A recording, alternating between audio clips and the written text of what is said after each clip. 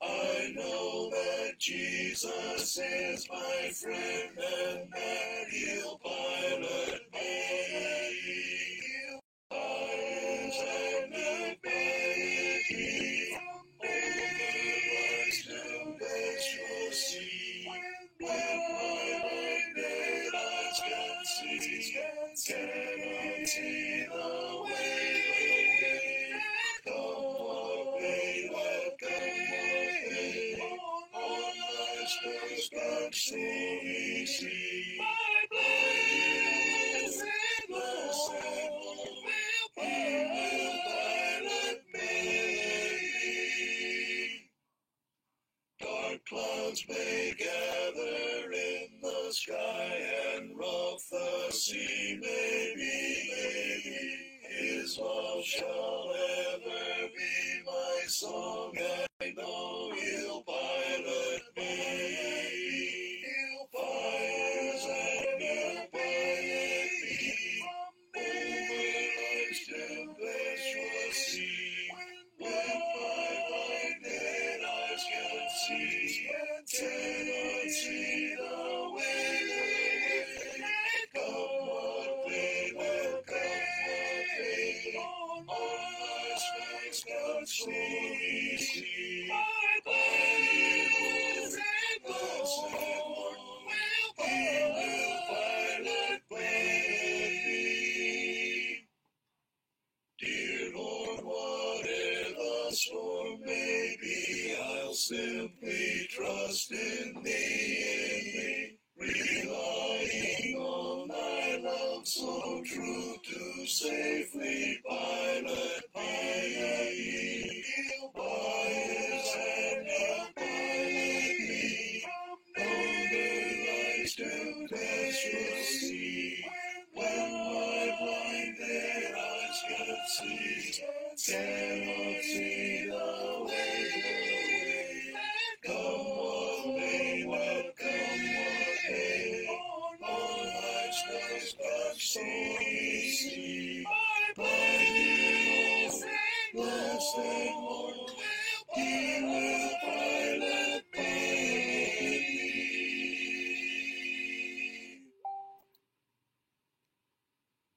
What a fellowship, what a joy divine, leaning on the everlasting arms. What a blessedness, what a peace is mine, leaning on the everlasting arms. Lean, Jesus, safe and secure from all alarms. Lean,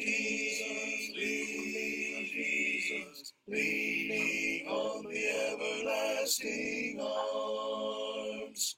Oh, how sweet to walk in this pilgrim way, leaning on the everlasting arms. Oh, how bright the path grows from day to day, leaning on the everlasting arms. Lean, Jesus, safe and secure from all alarms. Lean, Jesus, leaning on the everlasting arms. What have I to dread? What have I to fear? Leaning on the everlasting arms. I have blessed peace with my Lord so near, leaning on the everlasting arms. Lean, Jesus, safe and secure from all alarms. Lean, Jesus, leaning on the everlasting arms.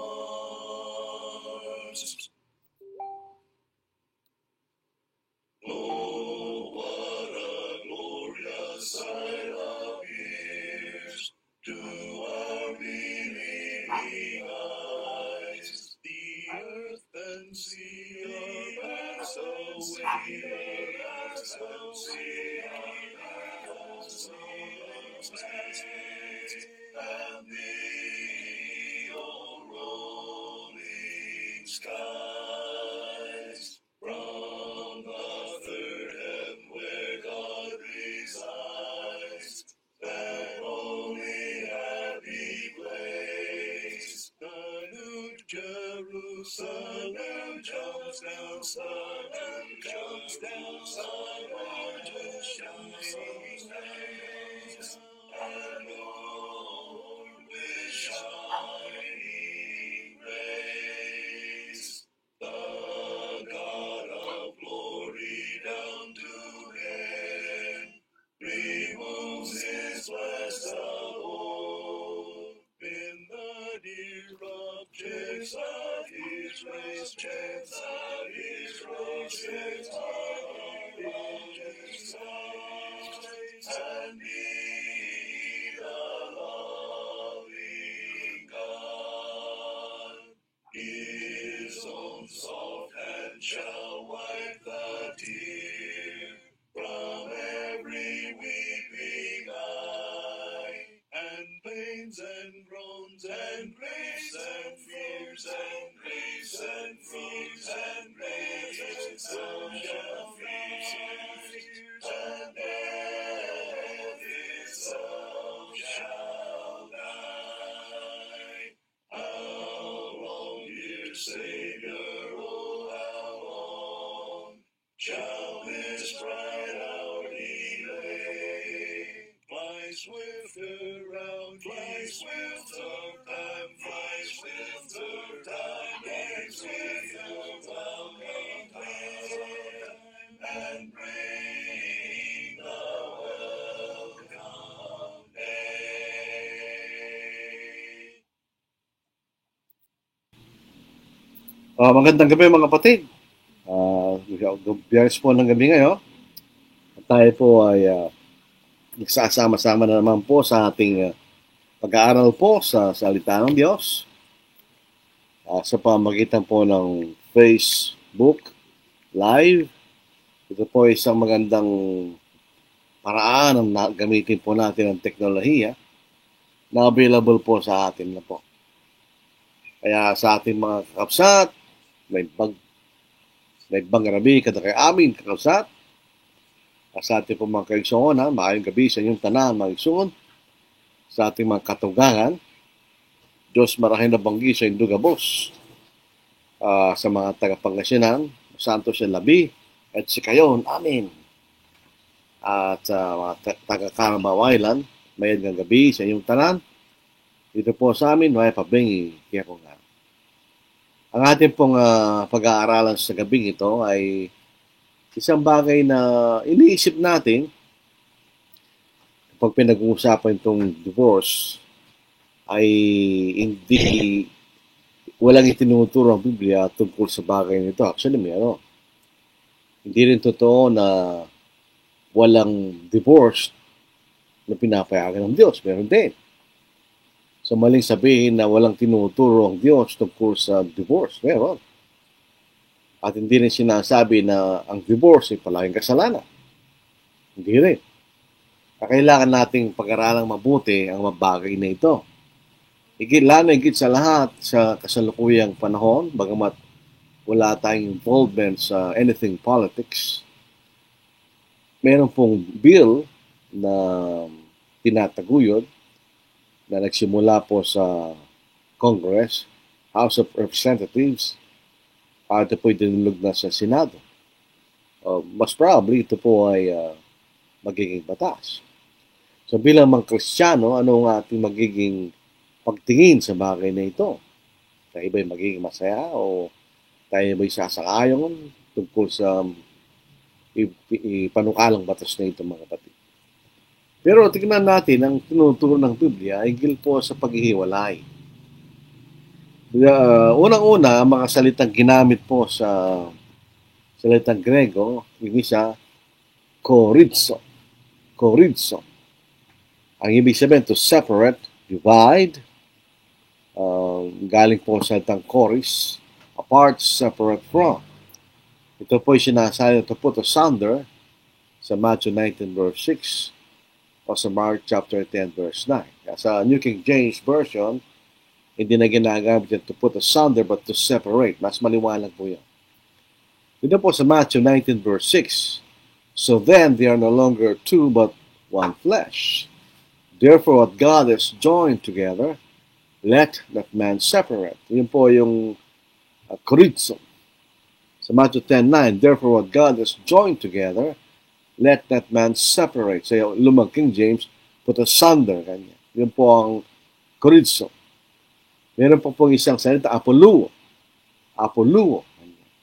To set free, let go, is render to put away, in reference to one who is betrothed. Sa Matthew 1 verse 19, tandaan natin, sa mga Hudyo, magkaiba yung betrothal at saka yung pagiging pagpapakasal. Sa iba't ibang panahon ng kanilang pagiging bansa, naiiba po yung pagitan ng betrothal sa actual marriage. Pero pag kayo po ay mayroong betrothal, you are considered legally husband and wife. Ang pagkakaiba lang, hindi kayo pwede magsibing. Pwede lang kayo magsibing bilang mag-asawa kapag kayo nagpakasal na. Pero legally speaking, pinalitan ng status mo para kung may asawa. Kaya nabalitaan po ni Joseph na si Mary ay buntis. Dito sa 19, then Joseph, her husband, being a just man, and not wanting to make her a public example, was minded to put her away secretly.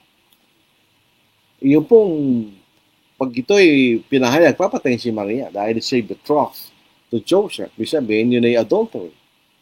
Papatayin ka nila. Kaya, ililihim na lang ni Joseph, kasi kinausap na anghel na sinasabing katotohanan tungkol sa kanyang pagkabuntis. So, sa Matthew chapter 5, verse 31 to verse 30, ginamit din po itong apoluo. Furthermore, sabi nito, it has been said, whoever divorces his wife, let him give her a certificate of divorce. But I say to you that whoever divorces his wife for any reason except sexual immorality causes her to commit adultery. And whoever marries a woman who is divorced commits adultery. Sa divorce ay apoluo. Ganun din po sa Matthew 19, verse 3. Ganun din po yung ginamit sa salita. Apoluo. The Pharisees also came to him, testing him, and saying to him, is it lawful for a man to divorce his wife for just any reason? Yung salitang to divorce ay apoluo. So ito po ay sinasabi to put away. Ang ibig sabihin, to set free, let go. Siya, palayasin mo kanya. Palisin mo. Pag ibig sabihin, tinatakwil mo na siya bilang asawa. Yun ang sa mga salitang ginagamit sa bagong tipan ng gilpo sa paghihiwalay. Yung isa, koritzo. Yung isa naman, apoluo. Nakita natin. So pag meron kudlit, yung verb, usually, kumisa ito'y mahaba. Kumisa, ito'y nagpapakalang H sound. Kasi wala pong salitang H o letter H sa Grego. So kung vowel ay merong H sound, meron pong nilalagay doon sa taas ng vowel, yung pong parangan na makita natin para bigkasin mo yung H sound. So yun po mga salita. To separate, to put her away, to let go. Yun po yung mga salitang ginagamit sa paghihiwalay. Pero generally speaking, hindi kagustuhan ng Diyos ang paghiwalay. God hates divorce. So hindi kalooban ng Diyos. It is not God's will that a man or a husband and a wife will separate. Ayaw mo ng Diyos yun. Hindi kalooban yun. In other words, pag nagpakasal ang dalawang tao, separation or divorce should not be an option. Dapat walang ganon dahil yun po'y kasalanan sa Diyos. Ang illustration po mga kapatid, ang illustration ng pag-aasawa, dahil kinupono ng ating Panginoon yung sa Genesis chapter 2, sabi nito sa Matthew chapter 19 verse 5, and said, for this reason, a man shall leave his father and mother and be joined to his wife, and the two shall become one flesh. So then they are no longer two, but one flesh. Therefore, what God has joined together, let not man separate. Ganyan. He said that to be joined dun sa ulang bahagi ng talata. For this reason, a man shall leave his father and mother and be joined to his wife. Ito po yung galing sa salitang Grego na proskolaho. Proskolaho. Ganyan. Nang ibig sabihin, to glue upon. Glue to. Ganyan. To join oneself, to closely cleave to, stick to. Ganyan. So literally, ang ibig sabihin ng joined to his wife, they are glued. Dinikit, kanya. Nung kami po ay nasa grade 6, meron kami subject na shop. Usually woodworks. Pagka ganun, hindi ka gumagamit ng pako. Usually, hindi ka gagamit ng pako. Ginuglo mo yung dalawang kahoy. Pag naglo mo yung dalawang kahoy at ito ay natuyo, isa na yon. Pag pinaghiwalay mo yan, masisira yung dalawang kahoy. Yun ang illustration ng pag-aasawa. Dito sa joined, be joined to his wife, and the two shall become one flesh. They are glued together. It's like dinikit. Para dalawang kahoy yung dinikit ng glue. Hindi mo pa pwedeng paghiwalayin. So, ang Diyos, kinapupungutan niya yun. Ang kanyang layunin ng pag-aasawa, sila ay magkasama bilang isa hanggang sa kamatayan. Yun ang makikita nating kagustuhan ng Diyos. So, hindi niya kagustuhan yung paghihiwalay. So, pero mag-iisip po tayo, dahil may pagkakataon sa panahon, lalo sa Old Testament, sa kautusan ni Moises, pinayagan ng Diyos ang paghihiwalay. So God hates divorce. But God suffered divorce during the Old Testament under the law of Moses. Ibig sabihin, pinayagan niya yun. Pinahintulutan niya kanya.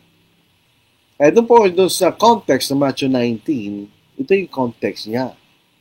Nagtatanong ang mga Hudyo sa ating Panginoon kung maaaring maghiwalay siya naman dahilan. Yun ang context niya, makita natin. Basahin po natin. So verse 3, Matthew 19 verse 3, the Pharisees also came to him, testing him and saying to him, is it lawful for a man to divorce his wife for just any reason? Yun ang tanong nila eh. Pwede bang hiwalayin ng lalaki kanyang asawa sa naman dahilan? Under the law of Moses, only the man can divorce. Hindi yung babae. Hindi babae, hindi pwedeng, wala silang karapatang hiwalayin yung mga asawa nila. Yung lalaki lang. So, yung tanong nila, pwede bang hiwalayin ng lalaki kanyang asawa sa naman dahilan? Yun ang tanong nila eh. Ang sabi ng Panginoon, hindi pwede yun. So verse 4, and he answered and said to them, have you not read that he who made them at the beginning made them male and female? And said, for this reason a man shall leave his father and mother, and be joined to his wife, and the two shall become one flesh. So then they are no longer two, but one flesh. Therefore what God has joined together, let not man separate. One flesh doesn't only mean sexual union. Union in everything. Ito yung pagkakaisa sa lahat. Pangalan, tahanan, lahat. So hindi na sila dalawang, hindi isa kanya. Therefore, God has joined together, let not man separate. So it's God who joins together a man and a wife as husband and wife. So hindi pwedeng paghiwalayin kanya. Bawal yun. So, ang susunod na tanong sa verse 7, they said to him, why then did Moses command to give certificate of divorce to put her away? Eh bakit naman sa panahon ni Moses kaya nagbigay ng kasulatan ng paghihiwalay at para hiwalayin kanya? Which is a good question dahil yun po yung nangyari sa kautusan ni Moises. Which is Deuteronomy chapter 24 verse 1 to 4. Pinayagan ng Diyos ang paghihiwalay. Sandihan po natin dito, binanggit ang Moses, pero actually, yun ay utos ng Diyos sa pamamagitan ni Moses. Hindi si Moses na nakaisip noon, ang Diyos ang nag-utos noon. hindi si Moises. Siyempre, sa pamamagitan ni Moises. Verse 8, He said to them, Moses, because of the hardness of your hearts, permitted you to divorce your wives, but from the beginning it was not so. Ang pinag-uusapan po rito, hindi yung kung paano sila pinagsama. That's not the point. Tulad ng ginagamit ng ibang mga kapatid, they misuse the verse para pakita na ito'y nagtumutukoy sa paano sila pinagsama ng Diyos. Wala lang pinag-uusapan dito kung paano sila pinagsama eh. At sinasabi ng Diyos, nung simula, walang paghihiwalay. Yun ang sinasabi niya. Yun ang sinasabi niya, from the beginning it was not so. Dahil pinag-uusapan rito yung paghihiwalay. Sabi sabihin, from the beginning, walang paghihiwalay, sabi ng Diyos. Hindi ng kalooban ng Diyos. So, ang kalooban ng Diyos, from the beginning, until sa panahon na ito, God's will is one man, one woman, for life. No divorce. Yan ang kalooban ng Diyos. Yan ang kautusan ng Diyos tungkol sa pag-aasawa. One man, one woman, for life, no divorce. Kaya nga po, sa Romans chapter 7, verse 1 hanggang verse 3, malalaya lang ang babae sa kautusan ng kanyang asawa pag namatay ang asawa niya. In other words, hindi na niya asawa yun pag namatay. Bisan sentimentally, kinoconsider mo pa rin yung namatay bilang asawa mo. But actually, hindi mo na siya asawa. At hindi ka na rin niya asawa. Kasi namatay na siya eh. Lahat ng physical relationship ends at death. Tandaan natin yun. So Romans 7, 1 to 3, Or do you not know, brethren, for I speak to those who know the law, or who know law, actually, that the law has dominion over a man as long as he lives. Ibig sabihin, ang tao ay napapailam sa kautusan kung buhay siya. Pag namatay na siya, hindi na siya napapailam sa kautusan. Baka atahanan pa niya susunod niya, matay na siya. Common sense, di ba? Kaya nga yung mga namamatay sa Pilipinas at sa lahat ng bansa, inaalis na sila sa talan ng mga mamayan dahil patay na sila eh. Paano pa sila susunod sa batas kung patay na sila? Yun ang sinasabi ni Apostle Paul. For the woman who has a husband is bound by the law to her husband as long as he lives. Hanggang buhay siya kanya. But if the husband dies, she is released from the law of her husband. Sabihin, hindi na niya asawa yun. Hindi na siya nakatali doon, patay na eh. Kaya sa verse 3, So then if while her husband, sabi rito, lives, she marries another man, she'll be called an adulteress dahil asawa siya ng lalaki. Kaya buhay pa yun eh. But if her husband dies, she's free from that law. So that she's no adulteress though she has married another man. Pag namatay ng asawa niya, kahit mag-asawa pa siya ng ibang lalaki, hindi na siya nangangalo niya. Patay na yung asawa niya. Wala siya sa ilan ng batas ng asawang yun. Patay na yun eh. So, ibig sabihin, kayo mag-asawa hanggat kayo buhay. Pag isa sa inyo matay, malaya ka na mag-asawa. Hindi sinasabing kailangan ka mag-asawa. Malaya ka mag-asawa. Hindi ka na magiging mangalo niya dahil patay ng asawa mo. Kaya nga, God's will, one man, one woman, for life, no divorce. Yun ang kalooban ng Diyos. Kaya makiulitin natin, God hates divorce. Kinapupuwatan ng Diyos ang paghihiwalay. Hindi niya kalooban yan. Hindi kasama sa kalooban niya yan. Napapansin po natin sa kasaysayan ng bayan ng Diyos, mula sa Genesis hanggang sa pagdating ng kautusan ni Moises, wala naghihiwalay. Meron ba tayo nabasa? Wala naman tayo nabasa, di ba? Mayroon lang tayong mababasa ng paghihiwalay pagdating ng kautusan ni Moises. Prior to that, wala tayong mababasa. Dahil hindi ng kalooban ng Diyos. Kasi pag iniwalay mo, nagkasalak sa Diyos. Yun yung ibig sabihin, no? Pero sa Malachi, chapter 2, verse 16, For the Lord of God of Israel says that He hates divorce. Tagalog, kinapopotan niya ang paghihiwalay. Sa ilalim ng batas ng panukalang batas, pag sabi irreconcilable differences, pag palagi nag-aaway, ganon, binibigyan ka ng kalayaan yung divorce. Hindi ang Diyos. Kahit namang dahilan, hindi ka pwedeng maghiwalay. Yan ang sinasabi ng Diyos eh. For it covers one's garment with violence. Bakit? Sapagkat figuratively, ang mag-asawa ay isang laman. Hindi na nga sila dalawa kundi isa eh. Imagine natin yung kahoy na pinagdikit na glue, tapos biglang, pag natuyo na yon, at gusto mo silang paghiwalay, masisira yung dalawang kahoy. Hindi na sila pareho ng dati. Nakadikit na sila eh. Siguro din ang mag-asawa. Pag mag-asawa na kayo, hindi na kayo katulad ng dati na binata at dalaga. Mag-asawa na kayo eh. Kaya violence, parang pinuputol mong bahagi ng iyong katawan. Violence because you are severing a part of your body. You are cutting off a part of your body. Kaya nga, violence, sabi ng Diyos. Tuloy natin. Says the Lord of hosts, therefore take heed to your spirit that you do not deal treacherously. Sabi, huwag mong dayain kanya kasama mo. Sabihin, ito ay tinuturo ng Diyos na violence. Dahil pinuputol ang bahagi ng iyong katawan. Mag-isa na lang kayo naman eh. Parang isang tao na lang, magkadikit kayo, parang dalawang kayo na pinagdikit na glue. Ay, hindi po pinag-uusapan natin yung physical union lang yun, hindi. Hindi po. Lahat ng bagay, kanya. Yun sa Ephesians 5:28 to verse 30 and verse 31. So husbands ought to love their own wives as their own bodies. He who loves his wife loves himself. For no one ever hated his own flesh, but nourishes and cherishes it, just as the Lord does the church. For we are members of his body, of his flesh, and of his bones.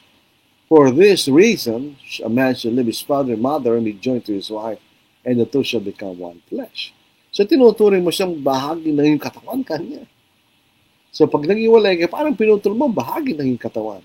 At sinasabi ng Diyos, it covers one's garment with violence. Parang pinuputol ang bahagi ng iyong katawan kanya. At dito maliwanag, kinapopoto ng Diyos ang paghihiwalay. Maliwanag niya, sabi niya, for the Lord God of Israel says that he hates divorce. Hindi niya kagustuhan yung paghihiwalay. Hindi yan ang layunin ng Diyos sa para nung gawin niya pag-aasawa. One man, one woman, for life, no divorce. Yan ang batas ng Diyos. Pag yun ay yung nilabag, nagkasala ka sa Diyos. Kasalanan po yun. So divorce is sin. Yan ang so far nakikita natin sa ating pag-aaral. Divorce is sin. Hindi kayo pwede maghiwalay. Tuloy po natin. Pero, may isip-isipin po natin, bakit naman kung gano'n gano'n natin? Bakit may pagkakataon naman, lalo po sa Old Testament, sa ilang kausan ni Moses, that God permitted divorce? Parang naglalaban, God hates divorce. Tapos pinayagan niya yung divorce under the law of Moses. Dito po sa Deuteronomy chapter 24, 1-4, nung pinayagan ng Diyos ng divorce, ito isang mahirap na batas, actually. At yung batas ng Diyos, na pagka nagkasala ng pagkikapit ng asawa mo, at malaya ka na mag-asawa, pareho rin sa Old Testament. Bakit? Dahil pag ang isang babae, isang lalaki, nagkasala ng pagkikapit, papatayin siya. So, kung patayin ng asawa mo, malaya ka na. Di ba? So, in effect, in essence, pareho lang. Kung nagkasala ka ng pagkikapit, pwede na mag-asawa yung asawa mo. Para ka na rin namatay, di ba? So, Deuteronomy chapter 24, verse 1-4. When a man takes a wife and marries her, and it happens that she finds no favor in his eyes because she has found some uncleanness in her, na hindi natin alam kung ano yun. Some uncleanness in her. And he writes her a certificate of divorce, puts it in her hand, and sends her out of his house. Yan ang divorce.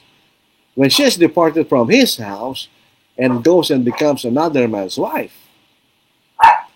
If the latter husband detests her and writes her a certificate of divorce, puts it in her hand, and sends her out of his house Or if the latter husband dies, who took her as his wife, then the former husband who divorced her must not take her back to be his wife after she has been defiled. For that is an abomination before the Lord, and you shall not bring sin on the land which the Lord your God is giving you as an inheritance. So mahirap itong batas na ito. Kung mahal mo pang babae, huwag mo siyang iwalayin dahil pag iniwalay mo siya at nag-change mind ka, di mo na siya pwedeng kunin ulit. Yun ang batas na sinabi ng Diyos. So ito yung protection sa mga babae. Nag-iisip ka muna bago mo siya iwalay dahil pag iniwalay mo siya at nag-change mind ka o kaya naghiwalay siya doon sa kanyang bagong asawa, hindi mo na siya pwedeng kunin bilang asawa muli. Yun ang sinasabi doon sa batas na yun. So ang tanong, bakit pinayagan ng Diyos yun? Samantalang he is divorced. Ito ang dahilan. Ito yung sinabi ng Panginoon. They say unto him, why did Moses then command to give a writing of divorcement and put her away? He saith unto them, because of the hardness of your hearts, suffered you to put away your wives, but from the beginning it was not so. Suffered you. Ito yung parang napilitan lang ang Diyos na payagan niya pansamantala yun. Hindi yan ang kalooban niya. Suffered, permitted, sa New King James, allowed sa English Standard Version. It was a temporary set up. Temporary set up. It is not really God's will. Pinayagan niya. Dahil sa katigasan ng kailang puso kanya. Tigas ang ulo nila. In context, ang mga Israelites grew up in Egypt. Baka may divorce doon sa lugar na yun. Kaya nasanay sila. So para na proteksyon ng mga babae, na hindi basta-basta inihiwalayan, binigyan ng Diyos yung batas na yun. Kung gusto niyo yung divorce, okay. Pero ito yung kondisyon. Pag iniwalay yung mga asawa mo, hindi mo na siya pwedeng maging kasama muli. Kaya pag-iisip ka mabuti kung gagawin mo yun. Bilang proteksyon sa mga babae. Bago mo sila hiwalayin, di ba? Ay, sa panahon ni Ezra, ito pa yung panahon lang sila yung nagbalik na mag-uli mula sa pagkaalipin, mula sa Babylon. Nagkaroon po ng pagkakasala ang ilang mga lalaki sa Diyos.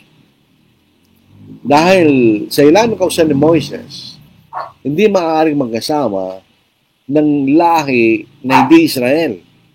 In other words, you cannot intermarry with other nations. Bawal po yun. Basahin natin ang ilang mga talata. Dito po, Exodus chapter 34, verse 16.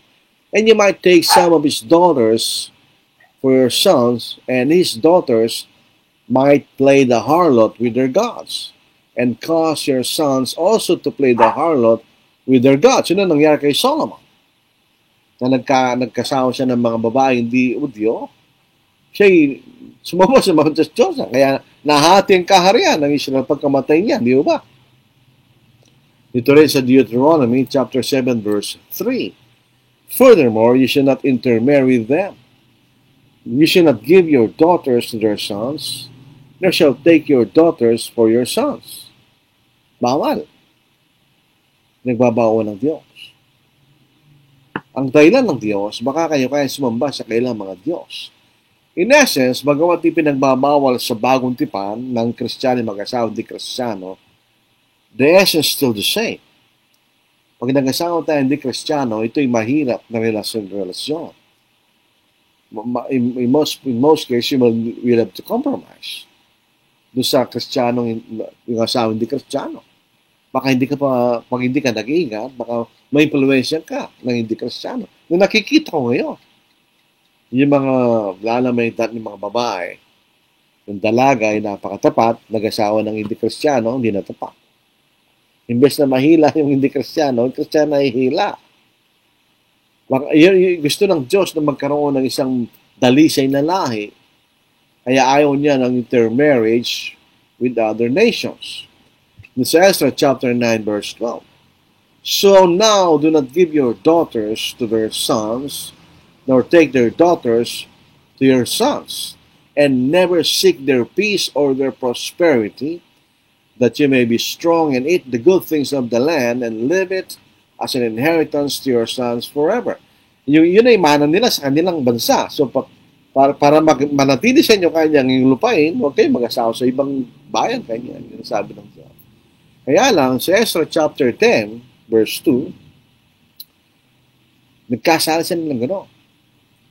And Shechaniah, the son of Jehiel, of the sons of Elam, addressed Ezra, "We have broken faith with our God and have married foreign women from the peoples of the land." So yung mismo pinagbabawal ay kanilang ginawa. But even now, there is hope for Israel in spite of this. Therefore, let us make a covenant with our God to put away all these wives and their children, according to the counsel of my Lord, and of those who tremble at the commandment of our God, and let it be done according to the law. So anong tipan nito? Hihiwalay nila yung mga asawang iyon at kailang mga anak. Nagkasala ba sila? Hindi. Dahil lumabag sila sa kautusan ng Diyos. Under the law of Moses, bawal kang mag-asawa ng ibang lahi. Bawal yun. Kasalanan yun. Para matanggal yung kasalanan, kailangan mong hiwalayin yung mga babaeng yun, pati mga anak kanya. Yun ang kailang ginawa. Ito po sa Ezra chapter 10, verse 18. Now there were found some of their sons of the priests who had married foreign women, Maazeiah, Eliezer, Jerib, Gedaliah, some of the sons of Jeshua, the son of Josadak, and his brothers. They pledged themselves to put away their wives, and their guilt offering was a ram of the flock for their guilt. So pinayagan ng Diyos sa paghihiwalay dahil yung kailang relasyon mag-asawa ay kasalanan sa harapan ng Diyos. Kasi kasalanan mag-asawa ibang lahi kayo. So ito may pagkakataon na makikita natin na may paghihiwalay. Yung isa, doon sa Deuteronomy, hindi yung kalooban ng Diyos. Sa panahon ng Ezra, ito'y pagwawasto sa kailang kasalanan, nag-asawa sila ng ibang bayan. Yun ang Old Testament. So hindi totoo na walang divorce sa Biblia, meron. Kaya lang, hindi ito kalooban ng Diyos. Maliban lang po doon sa Ezra dahil nagkasala sila. Pero pagdating po talagang batas ng Diyos, walang paghihiwalay kanya. Dito sa Mark chapter 10 verse 11, so he said to them, "Whoever divorces his wife or puts away his wife and marries another commits adultery against her. And if a woman divorces her husband and marries another, she commits adultery." Bakit ganito ang sabi dito? Sa kailangan ko siya ni Moises, bawal, hindi pwedeng iwalay ng babae yung lalaki. Yung lalaki lang ang hiwalay. In other words, yung aklat ni Mark, ito yung para sa mga Gentiles. Hindi yan kaugaling ng Gentiles. Sa mga Gentiles, pareho lang. Lalaki, iwalay niyang asawa, yung babae, iwalay niyang lalaki. Yung sabi ng ating Panginoon, bawal yung ganyan. Bawal yun. Yan ang general rule. Whoever divorces his wife and marries another commits adultery against her. And if a woman divorces her husband and marries another, she commits adultery. So yun ang patas ng Diyos. Consistent yun. One man, one woman, for life. No divorce. Ngayon lang, isang tanging dahilan na iwalay mo asawa, di ka nagkasala sa bawat tipan, ay kung merong actual physical fornication.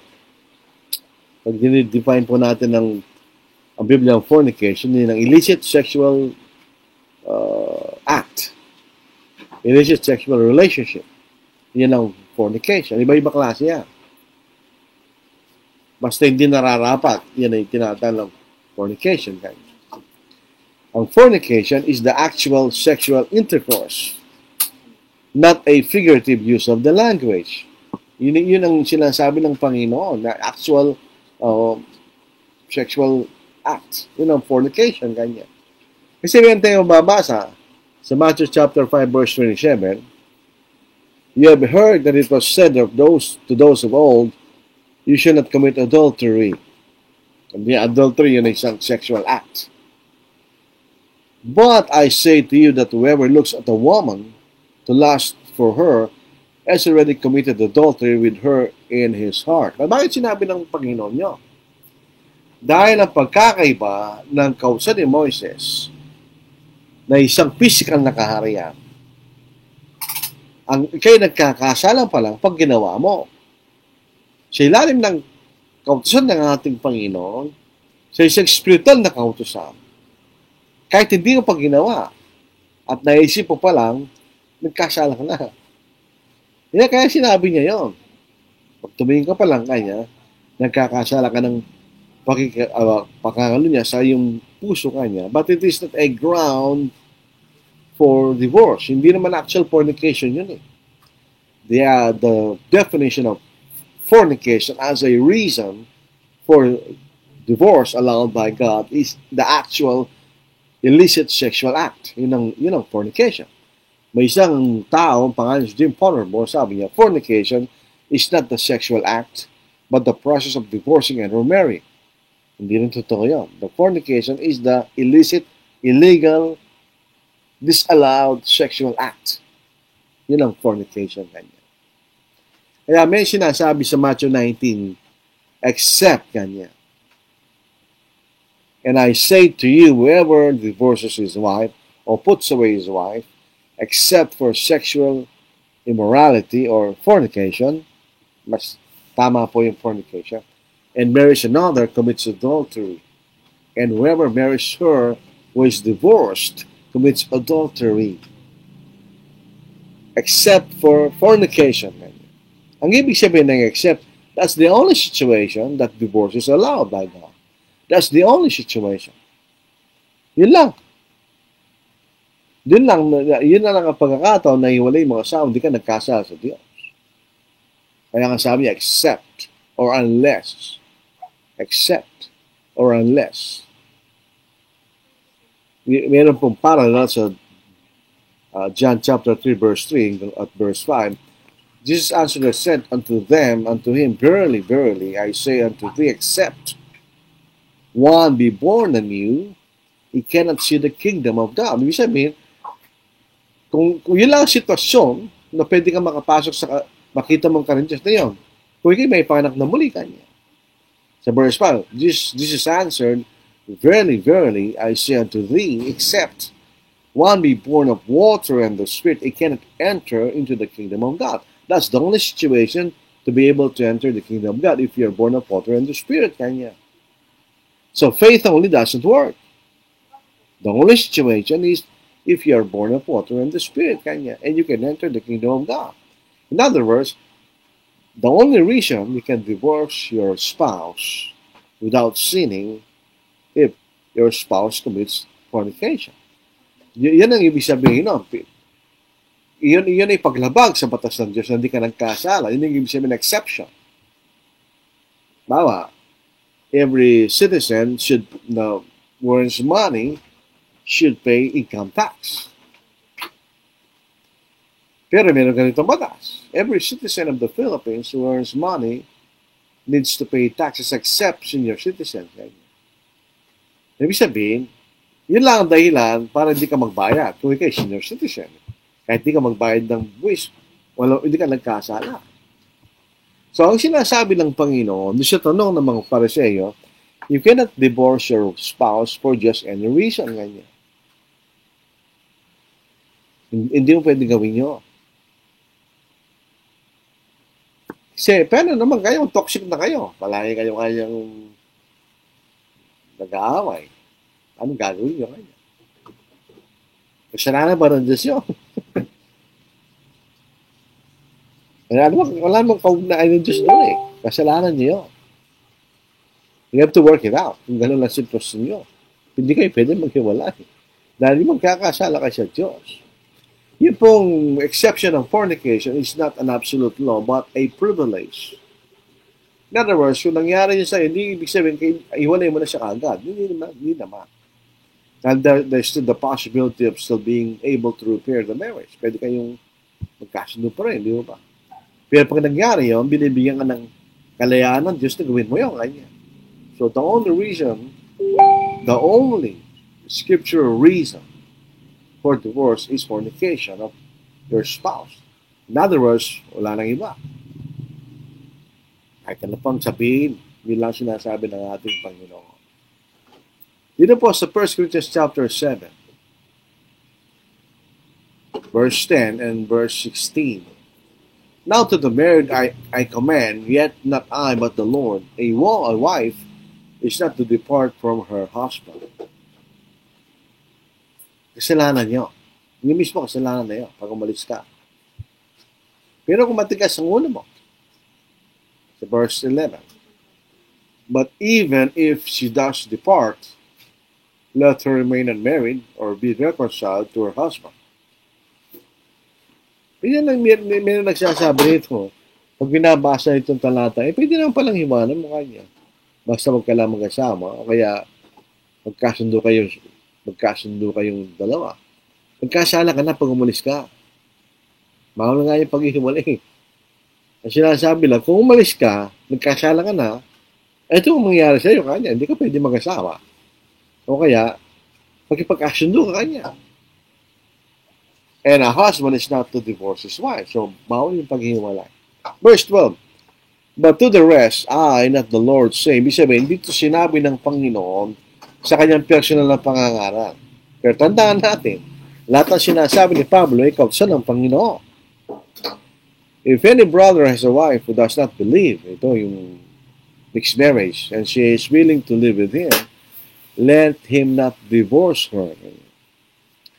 And a woman who has a husband who does not believe, if he is willing to live with her, let her not divorce him. For the unbelieving husband is sanctified by the wife, and the unbelieving wife is sanctified by the husband. Otherwise your children will be unclean, but now they are holy. But if the unbeliever departs, let him depart. A brother or a sister is not under bondage in such cases, but God has called us to peace. Or how do you know, wife, whether you will save your husband? Or how do you know, husband, whether you will save your wife? Kaya hindi kayo maghihiwalay. Yung pagkakataon, baka maligtas mo yung asawa hindi Kristiyano kanya. Yung sinasabi rito, but if the unbeliever departs, let him depart. A brother or a sister is not under bondage in such cases. Hindi ka blackmail ang hindi Kristiyano kanya. Kung gusto mas pabayaan mo siya kanya, hindi ka pa rin pwede mag-asawa. Meron pong isang maaaral na Amerikano, sabi, ito'y grounds for remarriage kanya. Umalis siya kanya. Hindi pa rin. Hindi pa grounds for remarriage po yun. Sinasabi lang yan at under bondage, hindi ka alipin sa ganung bagay kanya. Mabayaan mo siya umalis. So dito makikita natin na ang tayong dahilan lamang ay kung pwede mong hiwalay ng asawa, hindi ka nagkasala sa Diyos. Kung nagkasala siya ng fornication, otherwise, wala nang ibang dahilan. Next point, when one divorces his or her spouse for the reason of fornication, ano nangyayari?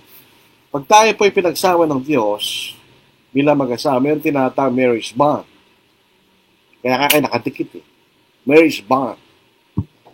Pag nagkasalang paikapid, ang iyong asawa, at hiniwalayin mo siya, yung marriage bond ay tinanggalan ng Diyos. So, hindi ka nakatali doon sa asawa mo, kanya. Ay, kinalag na yung marriage bond. Kaya nga, yung innocent party is free to remarry kung gusto niya. Pero yung guilty party is still bound by the bond. Hindi siya pinalayan ng Diyos doon, kaya hindi siya pwede mag-asawa. Yan ang dahilan. Yung iba nalilito, sabi nila, pwede mo siyang hiwalan, pero hindi ka pwede mag-asawa. Mali yun. Tinanggal na nga ng Diyos yung marriage bond. Hindi ka na nakatali sa asawa mo, kanya. So, malaya ka na. So, pwede ka na mag-asawa. Nalilito sila doon nakocompute sila doon sa mismo pag-aasawa at marriage bond. Tandaan natin, kahit na kayo ay nakatali sa Diyos, pero nakatali kayo bilang mag-asawa, pwede na kayo mag-asawa.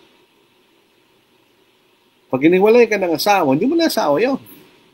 Pero nakatali pa rin kayo bilang mag-asawa ng Diyos. Tandaan, magkaiba commission marriage bond and the actual marriage. Kung naghiwalay na kayo, na ang reason hindi fornication, hindi na kayo mag-asawa. Naghiwalay na kayo eh. Pag nag-asawa na yung iba yung asawa, hindi mo na asawa yun. Pero nakatali pa rin kayo bilang mag-asawa sa harapan ng Diyos. Di ba? Isipin niyo po, buti. Pag naghiwalay kayo, mag-asawa ba kayo? Naghiwalay na nga kayo. Pero nakatali pa rin kayo ng Diyos bilang mag-asawa sa kanyang harapan. Doon pa rin marriage bond. Hindi pa rin kayong malaya doon. Baka ba di na kayo mag-asawa? Nalilito tayo minsan doon sa tanong yun. Nakukumpis tayo with actual marriage at saka yung marriage bond. Ideally, pareho lang yun. We are married, we are bound by God. Pero siya naghiwalay kayo. Nag-asawa ng iba yun. So, hindi na kayo mag-asawa. Hindi na kayo mag-asawa. Pero nakatali pa rin kayo bilang mag-asawa sa harapan ng Diyos. Kaya kasalanan nyo. Pag naghiwalay kayo. Nakatali pa rin kayo bilang mag-asawa sa harapan ng Diyos. Pero pag nagkasal ng fornication, hinatanggalan ng Diyos si marriage bond on the part of the innocent party. Yung guilty party, nakatali pa rin siya doon. Kaya hindi siya pwede mag-asawa.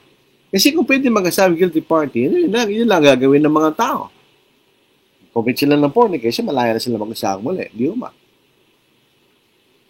Hindi parang may gantimpala pa yun. Kaya hindi pinapayagan ng Diyos yun. Ngayon, ano pa ang gagawin po natin? Sabi si Tony Timon, tanong, palagi nag-aaway. Hindi kayo magkasundo. You have to work it out. Minsan sinabi ko ito, pero may nag-react, hindi maganda eh. Marriage is 99% responsibility, 1% pleasure. Sabi nga lang isang abogado doon sa isang vlogger kanya, marriage is a work. Pagtrabahuan mo kanya. Ano kung binubugbog ako ng asawa nga mo? Meron naman tayong batas doon. Pwede ka pa rin pwedeng mag-iwalay. Paggamot mo, asawa mo yun. Alam mo kung nasira ang ulo niya, kanya, paggamot mo, asawa mo yun eh. Hindi dahilan niya para hiwalayin mo siya. Wala sinasabi ganun ng Diyos. Kaya dito makikita natin ang kahalagahan ng mamili kang mabuti kung sino mapapangusawa. Pag nagkasama mo na, wala ka ng pag-asa doon. You are bound for life. Kaya ito parang toxic. Wala pa kailangan Diyos is toxic.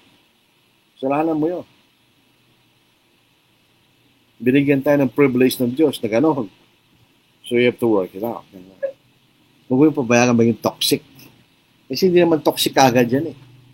Yun ay gradual nagiging toxic. Pinababayaan mo, hindi mo ginagawa ng paraan. Until it becomes very toxic. So yung makikita natin, walang ibang dahilan ng paghihiwalay, kundi fornication lang. Yun ang sinasabi ng Biblia. Brad, pakahirap naman yan kanya. Hindi naman, sino man may sabing madali.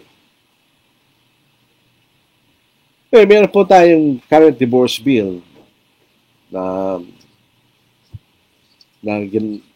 nasa Kongreso ngayon. Pinapanukala nila. Paano kung naging batas yan? Kaya naging batas, di batas. We have to submit to the government. Totoo yun. Pero not in every case. Pagka divorce bill na sinasabi ng magiging batas ay taliwas sa kalooban ng Diyos, hindi natin pwedeng gawin yun. Kasi ang daming grounds dyan, irreconcilable differences, kanya, etc., na hindi naman fornication, binibigyan ng chance kanya yung nasa magaling kong pag-aasawa, na magkaroon ng pagkakataon, na magkaroon ng magandang pag-aasawa. Yan ay batas ng tao.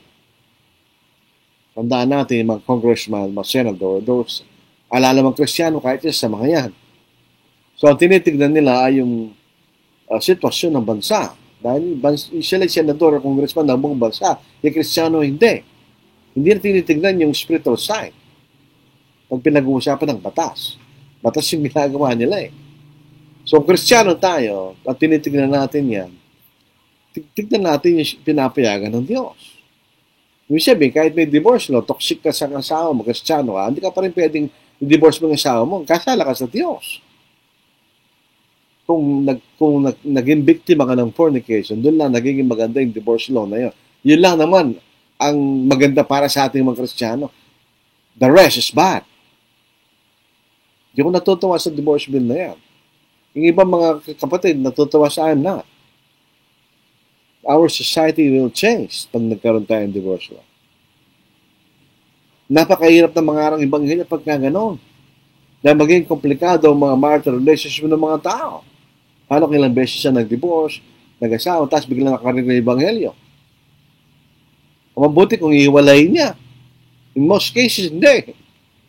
Kahit ako natutuwa dyan. Ako sa ibang mga Christian, natutuwa sila. At least meron ng pag-asa yung biktima ng fornication. Oo, pero ilan lang naman yun. Ano maging epekto sa ating buong lipunan? Hindi maganda. Ang maganda sana dyan, pag yung grounds fornication lang. Hindi, kasi titignan nila ang sitwasyon ng mga Pilipino kasi. Sa marital situation ng Pilipino na hindi naman Kristiyano o hindi. Hindi yan titignan nila eh. So, titignan nila yung general welfare ng mga tao, not necessarily yung kalooban ng Diyos. Dahil yung mga Kristiyano, yung mga babatas. Sa atin, whatever is the divorce law, sa atin pa rin yung dapat natin tingnan, the only ground for divorce is fornication. Period. Kaya anong sabihin ng mga senador, wala tayong pakialam doon. Mas mataas ang batas ng Diyos kaysa sa batas ng tao. In this regard, lumalabag ang batas ng tao sa batas ng Diyos. So kaya doon pa rin tayo sa batas ng Diyos kaysa sa batas ng tao. Actually, kahit walang divorce na, nagdi-divorce naman yung mga Pilipino, naghihiwalay sila, hindi ba? Naghihiwalay sila, daming hiwalay ng mga mag-asawa, tapos mayroon ng ibang mga kasama. So, yan ay nangyayari na yan. So, the divorce law will not help except legalize yung ganong klaseng paghihiwalay. May epekto yan. Sa kasaysayan ng United States of America, noong 1950s, wala naman nagdi-divorce. Pero ngayon, malaking percentage na nag-aasal sila naghihiwalay. Because there's divorce. Wala nang attempt na ayusin mo yung relasyon mo. Bakit? Dahil mayroon ka ng paraan na tumakas doon na pinapayagan ng batas. But marriage is a work. You have to work it out. Tignan nyo dito sa 1 Peter chapter 3, hindi ako nagkakamali. Pwede ako magkamali. O 1 Peter chapter 2. Tignan lang po natin. Chapter 3. Tignan ninyo, sabi dito. Verse 7. Husbands likewise dwell with them with understanding, giving honor to the wife as to the weaker vessel, and as being heirs together of the grace of life, that your prayers may not be hindered. A weaker vessel, more precious vessel. Parang yung mga mahal na vase o vase na magnipis, but precious kanya. Understand kanya. Ganun din babae. Meron silang obligasyon kanya. Sa verse 1 ng chapter 3 of 1 Peter, wives likewise be submissive to your own husbands, that even if some do not obey the word, they without a word may be won by the conduct of their wives. So, merong back and forth doon sa relasyon na yun. Kaya hindi pwede. Mas pagka nagka-problema, hiwalay na agad dyan dahil may divorce. Pero kung wala, magkakaroon pa rin ng pagkakataon na bigyan nila ng solusyon para hindi mawasak yung kanilang isang bayan. So kung mayroong solusyon na unscriptural, madali na maghiwalay. Tandaan nyo yan. Tandaan nyo sinabi ko, yan ang mangyayari sa Pilipinas pag nagkaroon tayo ng divorce law. Yung mga nagtitiis na sa kailang mga asawa, hiwalay na yan. Because there's a divorce law that will allow the separation legally. Diba? It may be legal, but it's immoral. Hindi pareho yun. So yun po makikita natin dito. Meron bang scriptural divorce? Meron. Ayun na yun. If the reason is fornication, that's scriptural divorce. Pinapayagan ng Diyos yun. Wala nang iba. Yun lang. So hindi totoo na walang tinuturong divorce sa Biblia. Meron. Pero ang dahilan lang sa bagong tipan ay fornication lang. Wala lang iba. Pero yun. Ganun pa rin ang patas ng Diyos. Mula nung Genesis chapter 2 hanggang sa dating ang Panginoon, one man, one woman, for life, no divorce. Except, binigyan tayo ng exception for fornication. Yun lang, wala nang iba. Yun lang ang tanging pagkakataon na pwede mong iwalayin ng asawa mo. Kung gusto mo. Hindi pa rin absolute law yun. Kung gusto mo lang. Meron mga kapatid, pwede mong hiwalay, pero huwag kang mag-asawa. Kung hindi pa bahala sa buhay mo, yung gusto mong gawin. Pero hindi na sinasabi ng Panginoon. Kaya nga pagka pinayagan kanyang ihiwalay yung mga asawa mo, pwede ka na mag-asawa. Kaya nga pinapayagan mong kanyang ihiwalay yung mga asawa mo dahil kung nagkasal sa ng pakikapit. So ito po ang ating pag-aaral po sa gabing ito. Maraming salamat sa inyong pakikinig. Kung meron kayong tanong na ninyo mga kapatid. Kasi pag-aaral naman po ito, hindi naman to kasi pag pag-aaral, may mga tanong yan. Lalo sa ganitong paksa na pinag-uusapan. Lalo po kung pinagbubugbog ako. Pag ibig na analyze mo yan, baka may kasalanan ka rin. Paano kung laseng ko po nga? Hindi kasalanan mo, nanggasawan na laseng ko . Ano ko po, sugaron siya kanya, wala na kami pera. Kasalanan mo, nagkasawa ng sugaron . Sino ba pumili ng asawa, hindi man ikaw. So, babalik lang sa iya. Huwag mong sisingin ng Diyos. At tumingin ka ng hiwalay mo siya, ikaw pumili niya. Binigyan tayo ng pagkakataon . Napikot lang po, kasalanan mo yun. Lahat ng sasabihin, babalik lang sa'yo. Ang sinasabi lang ng Diyos, ang tanging dahilan, pakikapit. Period. Wala na tayong pag-uusapan. So, yun po ang ating pag-aaral po sa gabing ito. I'm pressing on the upward way. New heights I'm gaining every day. Still praying as I onward bound. Lord, plant my feet on higher ground. Lord, lift me up, Lord, let me stand. My faith on heaven, stable, higher plane than I have found. Lord, plant my feet on higher ground. My heart has known its exercise, where doubts arise, and fears dismay. Though some may climb, where wings abound, my prayer, my aim is higher ground. Lord, lift me up and let me stand. My faith on heaven's stable stand. Higher plane than I have found. Lord, plant my feet on higher ground. I want to scale the utmost high and catch a gleam of glory bright. But still I'll pray that my faith, Lord, lead me on to higher ground. Lord, lift me up and let me stand. My faith on heaven's stable higher plane than I have found. Lord, plant my feet on higher ground.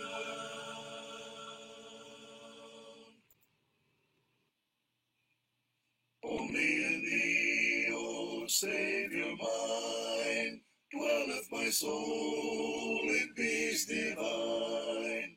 Peace that the world, though all combine, never can take from me.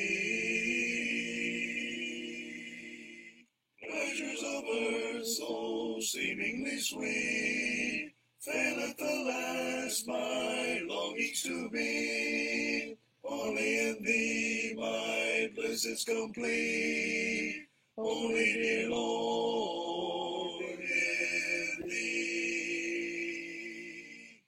Only in thee a radiance bright shines like a beacon in the night, guiding my pilgrim bark aright over life's trackless sea.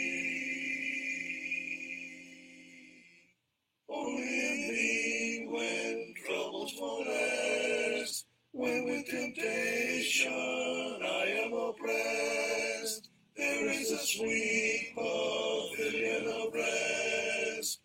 Only, dear Lord, in thee. Only in thee when days are drear, when neither sun nor stars appear, still I can trust and feel no fear, sing when I cannot see. Only in thee, whatever betide, all of my need is freely supplied. There is no hope nor helper beside. Only, dear Lord, in thee. Only in thee, dear Savior slain, losing thy life, my own to gain, trusting I'm cleansed from every stain. Thou art my only plea. Only in thee my heart will delight, till in that land where cometh no night, faith will be lost in heavenly sight. Only, dear Lord, in thee.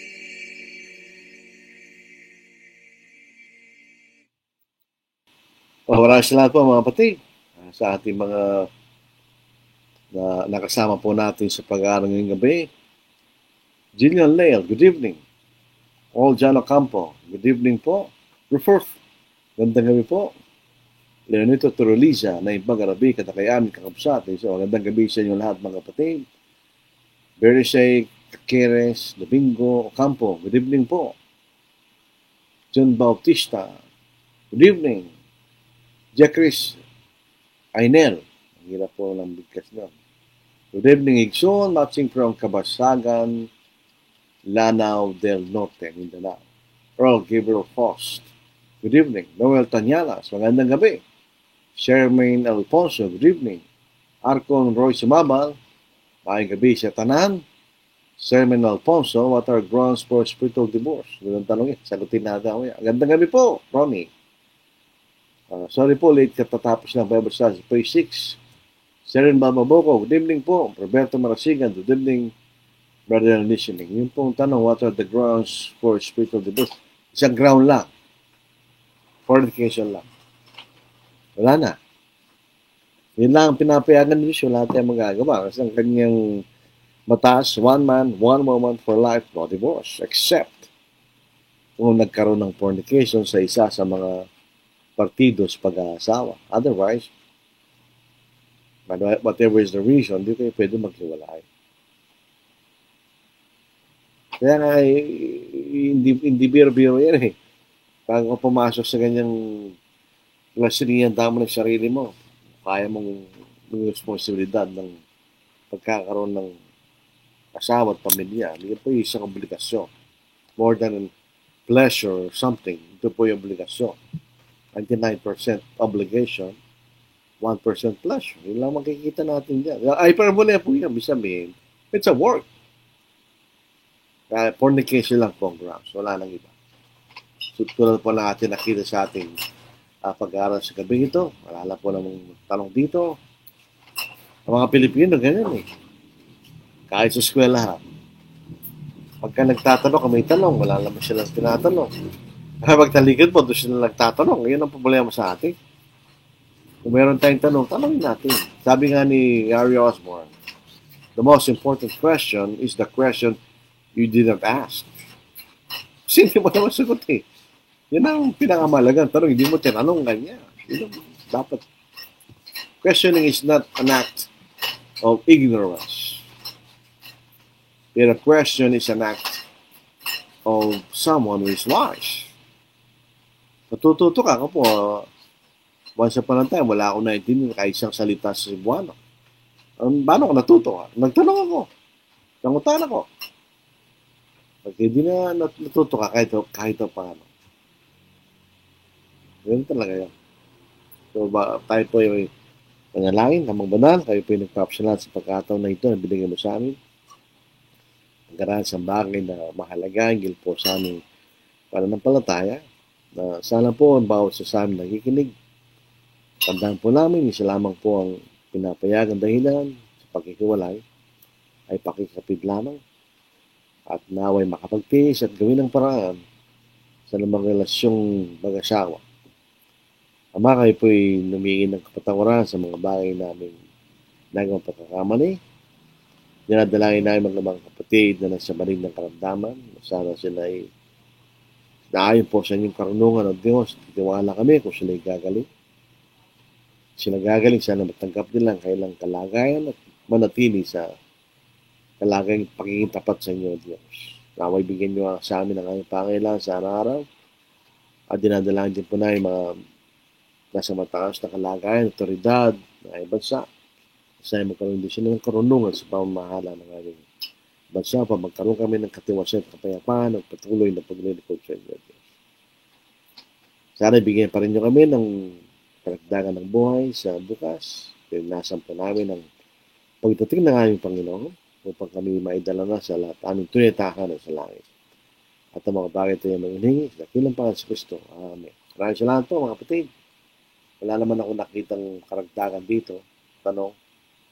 So, dito po natin natapos ang ating pag-aaral sa gabi ito. Maraming salamat. God bless. Take care.